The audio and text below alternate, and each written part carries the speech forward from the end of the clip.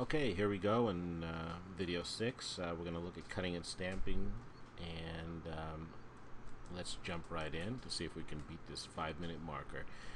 Cutting, um, the way I'm referring to it here is simply using,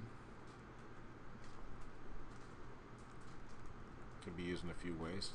Basically what you do is you put a layer, or you cut through on one layer to expose another layer. You could actually use the eraser to cut through, or you can use a mask, which is not a bad idea because it's not destructive. But since we're just about done with this wood texture, let's just actually cut through right here. So we're here, we have our brush, and what I'm doing is I'm exposing the layer beneath. Okay, actually you could put this, let's put this layer up there and see if it's a little more noticeable that way, and we'll take this one and reduce it a little bit more.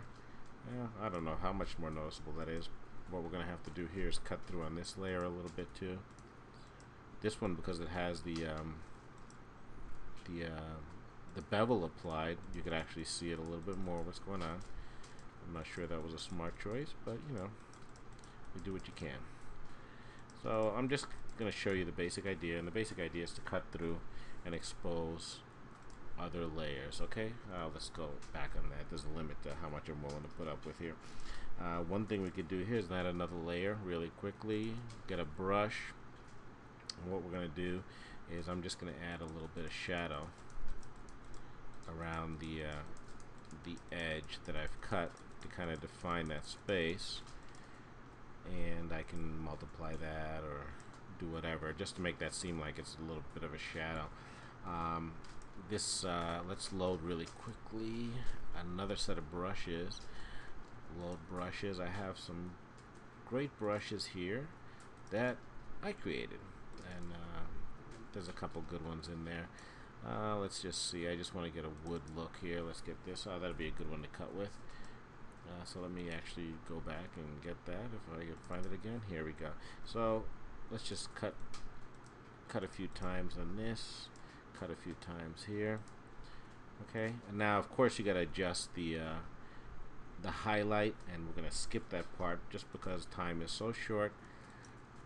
But that'll give you an idea how quickly you can add some detail with the practice of cutting.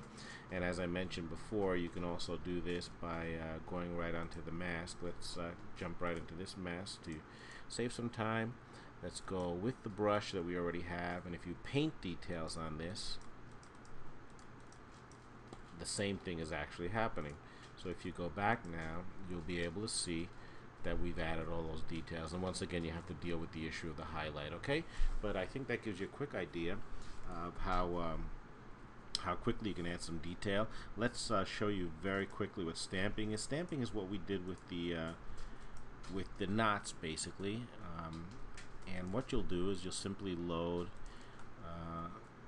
brushes or something else. I have one called Dirty Fingers here, and in this case I had some images of stains, for example, and I'll pick a color, maybe like some paint or something is splashed, and let us put a layer of this, like, okay, and then by using a blend mode so that it doesn't just float on the surface, we can get some additional dirt on this thing. How much time we got? Oh, we got a few seconds left. Okay, so let us see another one of those brushes. I wish, let's put the bigger thumbnail, large thumbnail. Now I can kind of see what's going on. Here's some cracks. Probably should have used these to cut better, but this will give you some idea. Oh, actually I should have put that on a new layer. Let us grab, here you go, this is a nice one too.